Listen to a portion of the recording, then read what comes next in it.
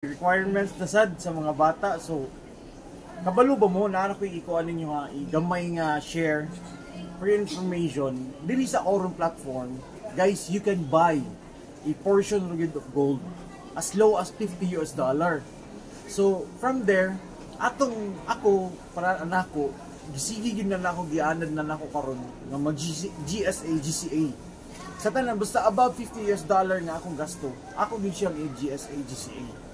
Pagbalik kay mag GCA ka 85% sa imong gisulod nga kwarta mubalik man sumuna na yung time nga imong gastuhon tong 85% sa imong gipalit nga buy-in nga gold. But ang imong storage dito is kung pila imong gibuy-in mo to yung storage ni mga gold. May nasan to kung mo time nga recover na nimo mo doble ang presyo sa gold, i-minus to niya ang imuhang gasto nga 85%. I-minus to niya, so ang sobra mo na siya imuha. So kung nidoble na ang presyo, o di ba? Na-recover na nimo. Ma-recover nimo tanan ng expenses. So kung maana na gid ta, kabalo ba mo? Lisod ra ang una. Una ra yun ang lisod.